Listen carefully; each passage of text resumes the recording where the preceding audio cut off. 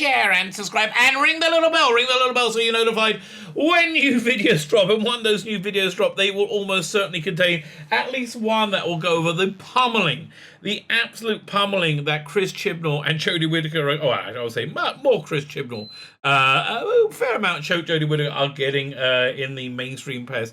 They are being pummeled beyond pummeled. It's funny, up until a week ago, they already told us they were the bestest ever.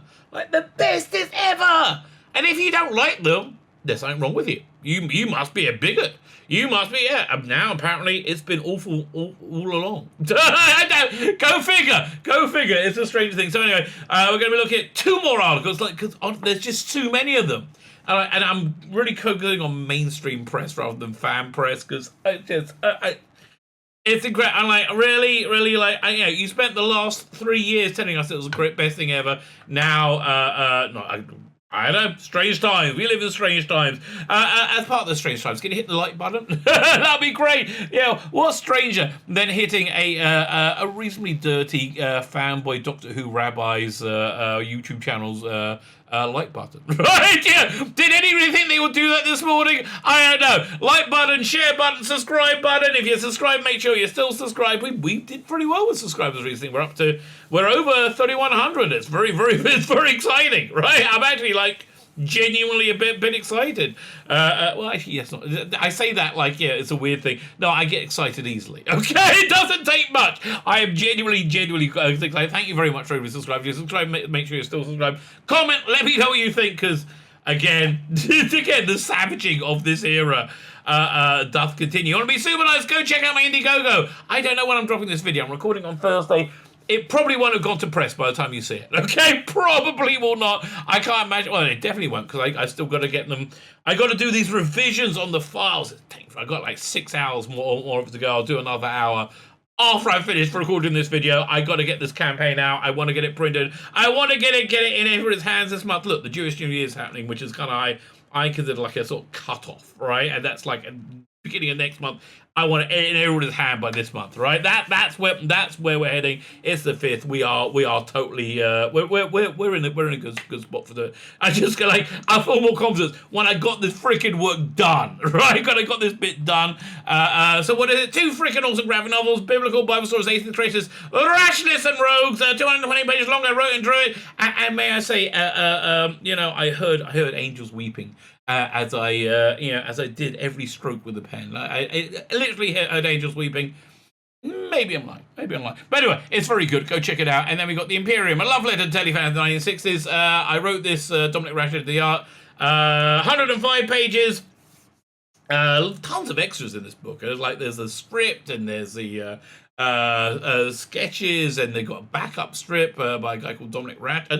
Dominic Ratchet does the main art by Stefano Cardacelli. We do Ice Warriors backup strip. It's a great package. Go check it out now. We got a ton of extras. You get Noble Savages as a poster for the male gaze cards. If you want the extras, use this campaign. Okay, we're continuing male gaze and the basic smuttiness of it all into the next campaign, but if you want this stuff, you got to get this campaign. You can get this stuff separately. I would like you to get the comics, but whatever floats your boat, baby. Whatever floats your boat. And I think what floats the mainstream media's boat right now is savaging Doctor Who, savaging the current era of Doctor Who. Where should we start? We'll start with over here with Patel's people. Doctor Who needs to stop wokery, or it's time to exterminate. This is the overwhelming consensus of the past. And the BBC has just had that arse handed to them repeatedly. Right, let's see what Amanda Patel has to say for the Daily Mail. Back in the 1960s, Doctor Who first appeared on TV on our home in Australia. My big brother Michael turned a cardboard box into a Dalek costume, taped around himself, and grabbed 2 brooms for the killer arms. There's only one killer arm, the other, and chased me around the house shouting exterminate. It sounds like similar. You know what I did when I was a kid, and I wasn't that big a Star Trek fan. I really did this. I got tape and put it around my fingers. so I could do the Vulcan salute. You know, like I sat with 2 days with that, so I could. And I was like, that takes a lot of work. Turns out, by the way, that if you're ever in Israel during and go to a synagogue, in the morning services, there's a weird bit in it called the priestly blessing, where people who are of the Kohanic tribe get up in front, go to the front of the room, and they put their prayer shawl. Everybody prays with like this prayer shawl, put their prayer shawl over their head, and they give a blessing, and they go, and you can't really see it, and you're not supposed to look because the holy light of heaven emanates out from them, and so they cover them. But what they do with their hands is that sign, right? That's where Nimoy got it from. Terror was Mum reassured me that the Daleks were the villains and the Doctor would always win.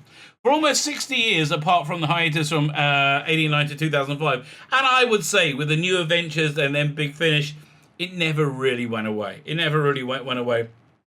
The Time Lord's antics have been enjoyed around a compelling mixture of fantasy and escapism, loved by children and adults alike. That sounds like a fair description of Doctor Who, right? It sounds like a very fair description. But all that has gone terribly wrong. In the past 3 years, the writer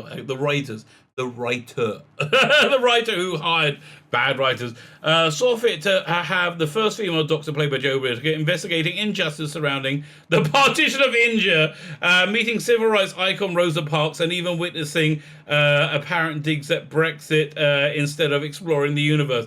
I did a video this week where the article lambasting the current era of Doctor Who actually set out the plot of Rosa. And when you say the plot, it's insane. So this guy is imprisoned in the 50th century, and he was imprisoned by black people, or there's a black judge or something. And so he figured if he can go back 3,000 years and stop Rosa Parks giving up her seat on the bus, then the civil rights movement would never have happened, and black people would still be enslaved. That's the stupidest thing ever. It's so dumb, but Christian couldn't edit the writer because she's black, and he's not allowed to do that. For me, and clearly millions of viewers, about 7 million viewers. Okay, just so you have an idea, how many million people don't like Doctor Who?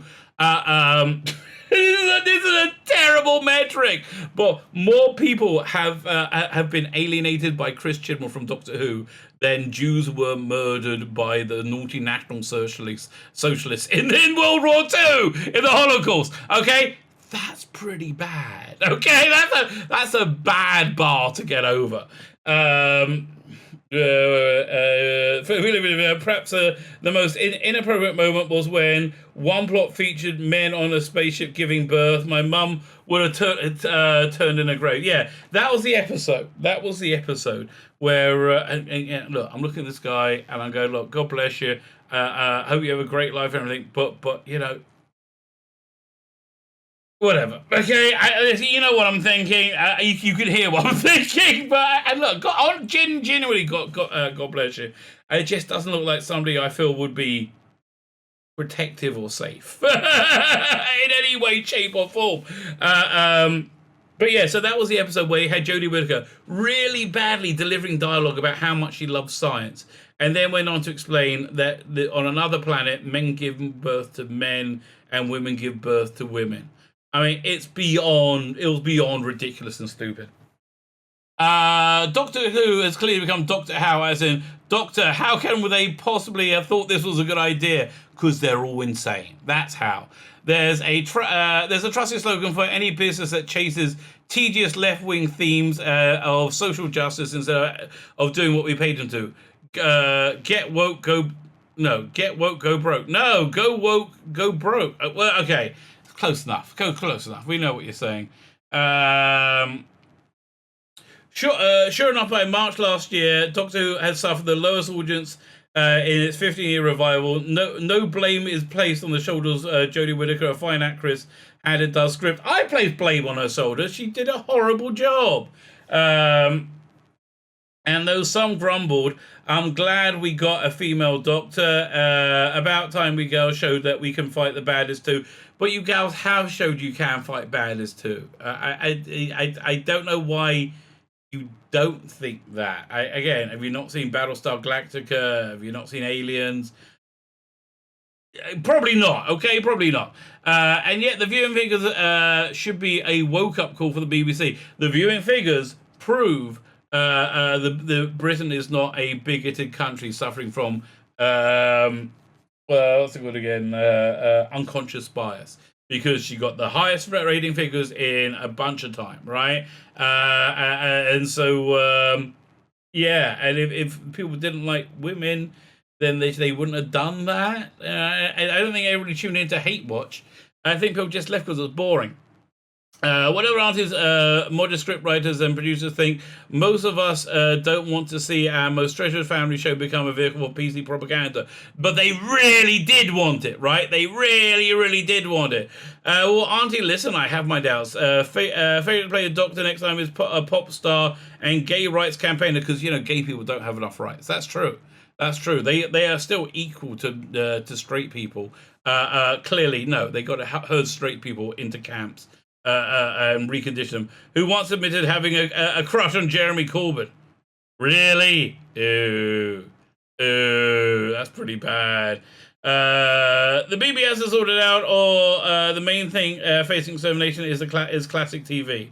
Researchers conclude that to truly bond with your cat... Okay, fine. This is fine. So that was the first quickie article. And now let's go on to Pummeling number 2 from Tech Radar. Right, yeah, Tech Radar are always talking about Doctor Who. So they're going to try and have a little bit of apologism for this era. Let's find out what bollocks they're going to say. The Jodie Whittaker era of Doctor Who has been far from vintage, but the show's decline started years before. I would say from about the time that Common Purpose started to get its feet under the table at the BBC, which was about when the Capaldi era started. Now, I'm not going to completely blame them. It seemed to me that Stephen Moffat did lose focus for Capaldi's first year, and there was a couple of bad decisions. I think having the Doctor be as aloof and unlikable and as alien as he was in that first year hurt it. I think first impressions last, and it did last. But I think mainly it was the Common Purpose people. Like, I'm sure that's why we had Bill Potts, who other than who was a great character, other than having to say that constantly say, I like vagina. Oh yes, I'm a lesbian. Have you ever heard of lesbians before? We're like non-lesbians, but we like to have sexual intercourse with other women, and we're women too. Yeah, we know, darling. We know. None of this is new. Okay, none of this is new. But that's what Doctor was like. Fine, but the decline started years ago. Opinion. Doctor Who now has the opportunity to shake things up. Well, and now it's destroyed. Yeah, maybe. After months of rumours, it was no surprise when the BBC finally confirmed on July 29th that Doctor Who star Jodie Whittaker and showrunner Christian will be leaving the show in 2022. Now speculation about the show's next incarnation can begin in earnest. It began in earnest beforehand. But for Doctor Who fans, that's always been part of the equation. Okay. On a show that calls the whole in space and time its playground, it's perhaps appropriate that Doctor Who's past, present, and future often seem more important than its present. No other fiction show on TV, even Star Trek, has blazed nearly 6 decades of existing laws to live up to. Meanwhile, theorizing about the next resident of the TARDIS is a national sport. Yeah, the newspapers are into that. Where everybody tends to have an opinion on who will make a good Time Lord, regardless of whether they watch the show. It's as if it's as big a deal as casting next James Bond. Again, Tom Hiddleston for Bond and for Doctor Who. Right now, however, the identity of Doctor should be a relatively low priority for the BBC. Unless the truncated 6 episodes of Series 13 due out later this year and the 3 subsequent specials lined up for 2022 manage to end Whittaker's reign in a blaze of glory, which they won't. How do we know they won't? Whittaker's starring in it and Chibnall's writing it. And they will be delighted if they do. The era of the 13th Doctor will not go down as a vintage one for show, but that's as much to do with the culmination of several years' decline as is any particular failings of the current production team. No, it's entirely to do with the failings of the current production team, right? Entirely. If Doctor Who was going to return to its glory days of Russell Davies and David Tennant, when it regularly went toe-to-toe with the X Factor in ratings and fueled water cooler conversations galore, there needs to be a major rethink about what Who is and what it should be. Yeah, again, Russell Davies, go back to the core of the character, the absolute core of the character. They tried to reinvent the character as that. And did it work? No. The Chibnall era. Okay.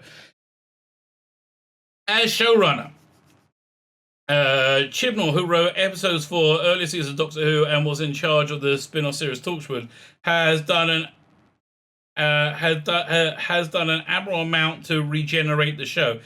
No, I mean regenerate into a dead show. What do you mean? He's regenerated into a corpse. Okay, when he cast the fun, likable Whittaker. Okay, listen. Don't list everything he's done as being brilliant and then say, but it's all shit. You're full of crap at that point. The fun, likable Whittaker, who probably worked with crime drama Broadchurch, yeah, because you couldn't go with a new person. He gave its first female Doctor, as well as introducing the most diverse roster of companions, or friends as they're now known. Yeah, again, why are you saying this? Why are you saying this racism as if it's a good thing? Ryan, Yaz, Graham, and a policy he repeated on the other side of the camera, the all-new lineup of writers and directors. Yeah, everybody in it was bad. Everybody making it didn't know what they're doing. Historical have moved into politically relevant time zones. With Rosa taking up the US civil rights movement, just the dumbest, and Demons of Punjab being a bore fest as well, traveling to partition era India and the witch finders in 17th century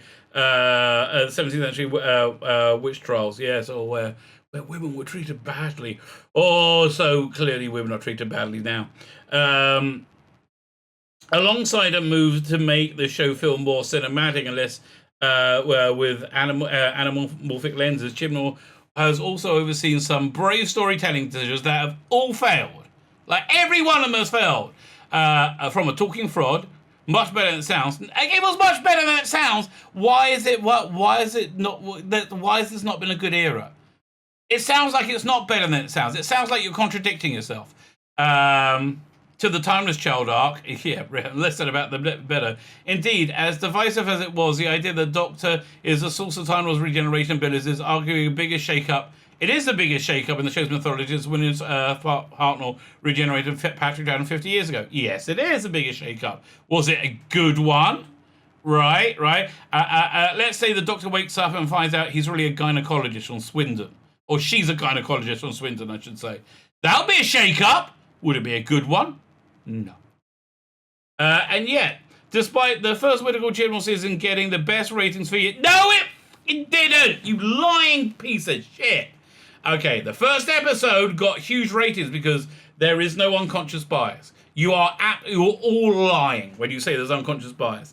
And it took a year for to alienate everybody, right? So, okay...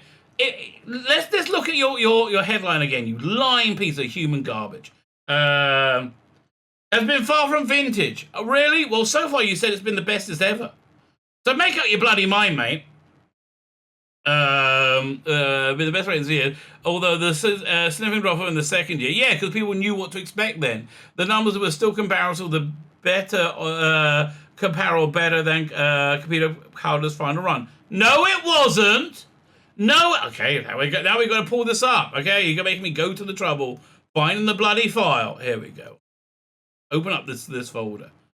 Okay, so let me just show you what lying looks like. Okay, lying looks like this. So I have to go over here. It says choose. Here we go. This is probably going to take up the whole screen. Oh no, it's not. Take up half the screen. Okay, turn it on.